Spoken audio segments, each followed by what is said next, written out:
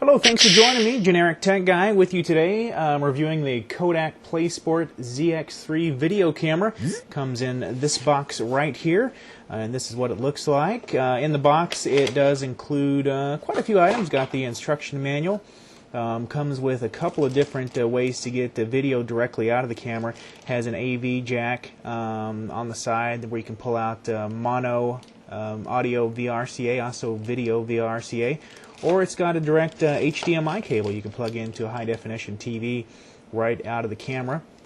It does come with a USB cable to charge it. This is kind of a non-standard 5-pin USB cable that comes with this, so definitely don't lose this because out of the camera this is the only way to charge it. And it's also a way to get the video off the camera and into your computer.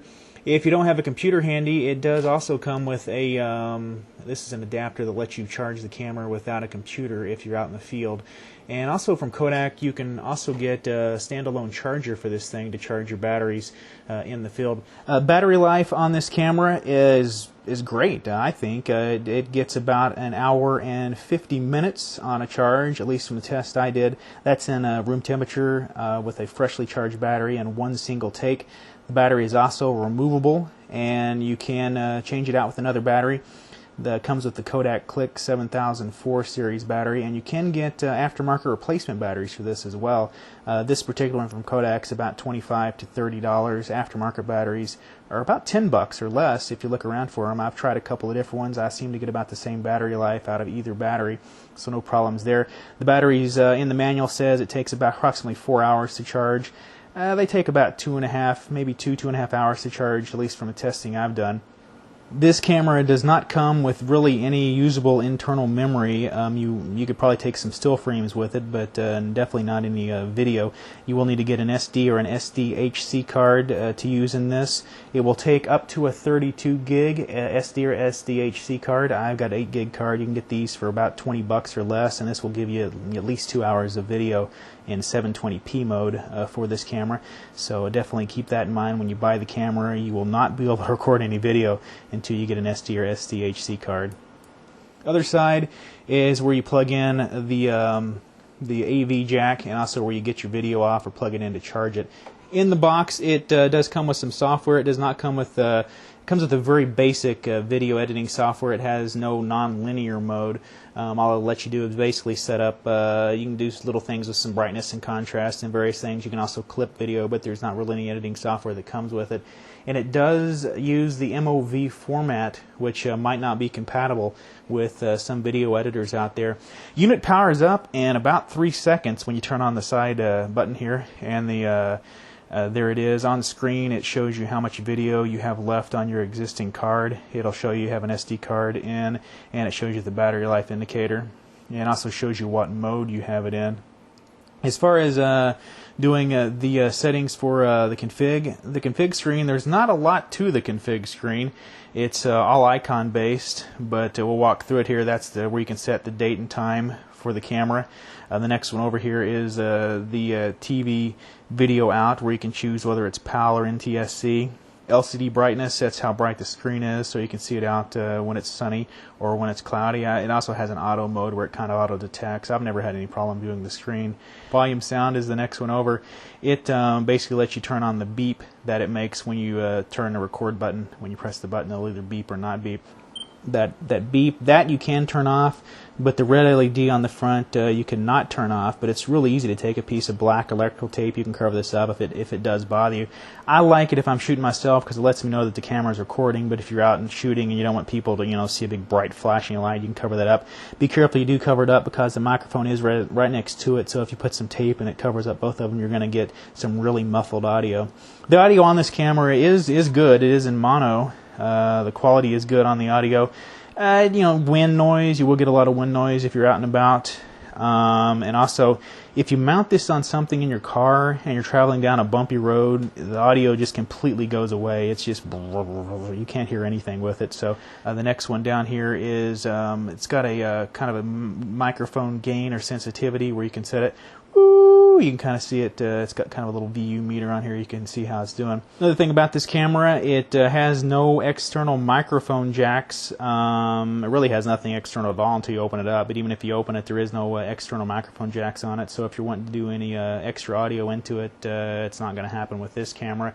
The H2O mode, you set that and it basically sets your color balance for underwater to where it looks a little more natural. Other than that, there's not any color balance on this camera, so when you are shooting out and about, it will vary quite a bit from shot to shot. So when you're coming in, you do have to do some color correction if you want your video to look good. But that's, you know, pretty much what you expect on a camera. That this thing, as of 2010 December, was $150 from Kodak's site, or $130 from online retailer. So I mean, it's a great price for a very rugged camera. This icon here lets you set the LCD glare shield. I don't know exactly what good that's for, but supposedly you turn it on to improve the viewability in bright outdoor conditions. I've never had a problem with it, but I guess I have it on too, so it doesn't matter. Electronic image stabilization, it has electronic image. It basically takes your frame inside the camera video wise and kind of adjusts it and kind of gets rid of some of your jerky movements. You know, it's better than nothing, especially if you're shooting at 720p. It should have a lot of information to work with to help you with stabilization. This is facial detection. This camera is a fixed focus, so there's really no focusing done by the camera. The facial detection basically just sets your brightness contrast to where it shows faces better if it sees them in the frame, and adjust your brightness contrast to kind of show faces better. This lets you format your SD card, and then this shows you what version of ROM you have on the I have 1.12, which was current as of this last month or so. I upgraded to it. Other than that, that's pretty much the camera. It's got 4 buttons as far as control. This turns it into video mode where you can shoot video. When you're on that mode, when you press the left-right button, you can choose what format you want it in. It does full HD 1080p, does HD 720p 60 frames per second, and it does a 720 standard 30 frames per second, or WVGA, which I would assume is probably something like 320 by 240. I've never actually used that mode, and most people will not because the quality is kind of crappy. Also does 5 megapixel still images. Those images end up being 3072 by 1728 pixels, and it will get a bunch of them on an 8 gig card, that's for sure. It has no flash or any light source for taking pictures, so you'll have to just wing it. Hopefully you'll be in bright enough light. It's pretty good in low light situations. As far as taking video, it's as good as any camera I've seen.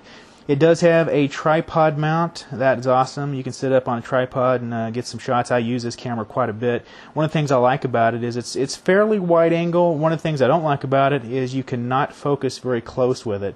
This camera does have a fixed focus lens. That means it does absolutely no focusing whatsoever. So you definitely don't got to worry about it getting blurry. As far as if you have it on and it's recording something, it's going to stay fixed all the time. You don't have to worry about stuff getting blurry. The one disadvantage of it is it has no macro feature. So anything closer than about a foot is going to be totally out of focus, kind of like what we're seeing here. This is what you'd see if you were trying to record this right here. The camera I'm using right now has a macro feature, so I can bring up here and show you stuff, but this particular camera does not have any macro feature, so it will not get any closer. I don't even think it gets a foot. I mean, if you get closer than a foot, it's definitely out of focus, so if you want to get any close-up shots or stuff, it's definitely not going to happen with this camera. To use this camera underwater, you really don't have to do anything as long as you have it sealed up. Just turn it on and jump in the water and go. It is waterproof to 3 meters or 10 feet, and I have had it underwater, just dropped it in to see what it'd do, and it is waterproof. There is several videos online of people that take it underwater, and it works great, especially for the price. You don't have to have an extra case for it, and you can just keep it with you at all times. And if you go out on the beach, you need to take a little swim with it, just go with it. You don't got to worry about it, especially if you're just snorkeling or not doing any thing with diving. It does not float, so if you do take it in the water, be sure and strap it on your wrist or do something to keep it, because if it drops in the water, it's going to go all the way to the bottom. One of the neater features I see on this camera that I've really never seen anybody mention is it's got a really solid strap post. You can attach it to a lanyard, like maybe around your neck, carry it with you, or you can maybe have it on a belt clip hanging off your belt, or maybe on a backpack, or maybe a wrist strap if you're going swimming with it. Real solid strap post there. If you are using it in the water, one of the things you might want to look at when you do bring it out, the seals that seal in and keep it from getting water inside are just around the actual parts themselves. And so when you do pull it out of the water, there actually can be a little bit of water in this area. It doesn't get in the camera, but you might want to be sure and shake it out and get in here and dry it out, or else you might get some water on you or in whatever you put it in. If you put it in a camera bag, you definitely might want to get in here and dry it out. Also, be sure and watch out when you are underwater. The microphone is right here on the camera, and when you do go underwater and come back up from the water, some water can get stuck in there, and it will make your audio sound super muffled. So when you come back out of water, if you want to get some good quality audio, be sure and take something and dry this out, or maybe shake it out, because you can get some water stuck in this microphone, and it will sound really bad if you come out of water and it doesn't drain. It does have a digital zoom, and the zoom does work while you're recording video. It is digital, it's a 3x digital zoom. If you're recording in 720 mode like I do, there should be plenty of frame to actually do the zooming. So we can see a zoom right here. I'm going to zoom in on the box. You can kind of see what it does. And it is jerky. I mean, I wouldn't use it very often, but it does let you get a little closer if you're far away from your subject. You can get this camera in 3 different versions. This is the black version. You can also get a purple version and a blue version from Kodak. Some of the accessories you can get for this thing include a little remote control unit where you can turn the camera on and off, do various things with it. This is probably a universal remote that does different things with different cameras, but this one supposedly is compatible with that, and I believe the infrared sensor for it is somewhere on the front here. You can also get replacement batteries and also various little straps. They even make a little floaty strap. This isn't it, but they make a floaty strap you can get for it. Just about anything you can think of, you can snap onto this thing either via the tripod mount or via this strap post. So there's a lot of options you can do with this camera. You can even just tie a string on there and drop it in the water. Let's see what that looks like. Let's go do that. We're going to drop the camera off this bridge into the river. And here we go, going to be dropping it off to test the waterproof capabilities of the camera.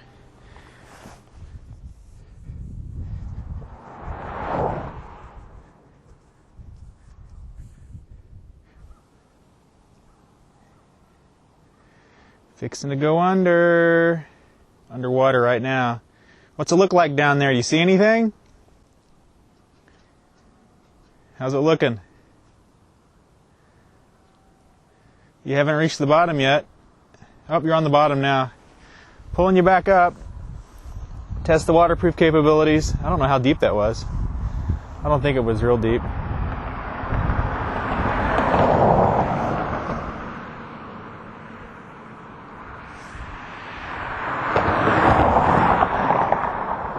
I wonder what people think I'm doing on this bridge. I think I still see. How was it? Was it cold? It's very cold out today. Even though it's sunny, it's cold. All right, well, there you go. That's the underwater test with the Kodak PLAYSPORT. Let's get off this bridge before we get run over.